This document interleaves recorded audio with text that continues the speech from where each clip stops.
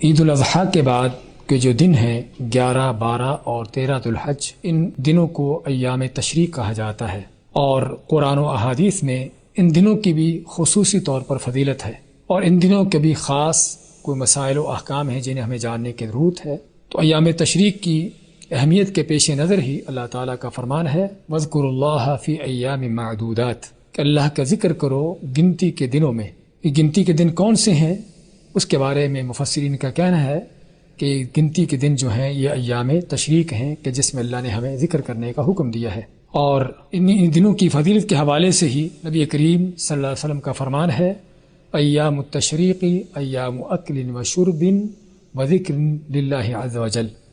کہ ایام تشریق جو ہیں وہ کھانے پینے اور اللہ کا ذکر کرنے کے دن ہیں۔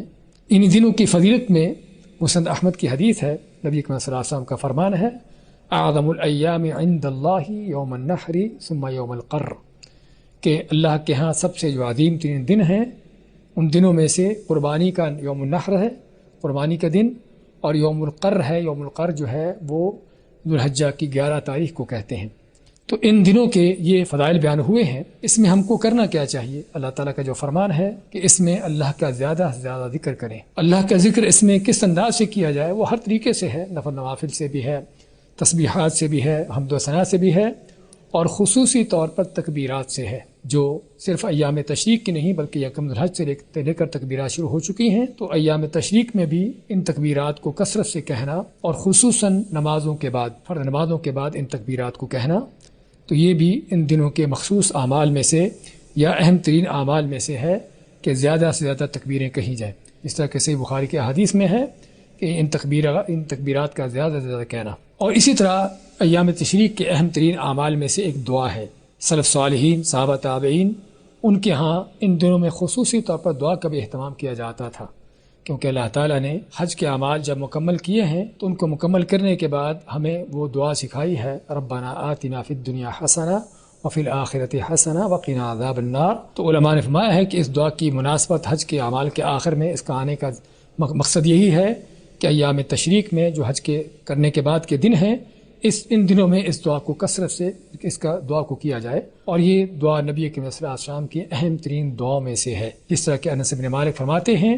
اکثر دعوت یدعو بها النبی صلی اللہ علیہ وسلم،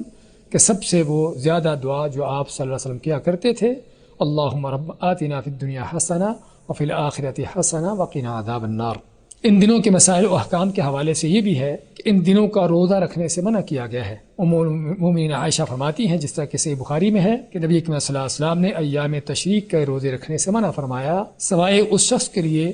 کہ جو حج کر رہا ہو، اسے حج کی قربانی میسر نہ ہو تو وہ ان دنوں کے روزے رکھ سکتا ہے، ورنہ کسی کو بھی ان دنوں کے روزے رکھنے کی اجازت نہیں ہے۔ اسی طرح ایام تشریق کے مخصوص اعمال میں سے یا اس کے احکامات میں سے یہ بھی ہے کہ ایام تشریق کے آخری دن تک قربانی کرنے کی اجازت ہے۔ وہ قربانی جو عید کی نماز کے بعد سے شروع ہوتی ہے، وہ ایام تشریق کے 13 تاریخ تک یعنی 13 ذو الحج کی شام تک اس قربانی کا وقت باقی ہے،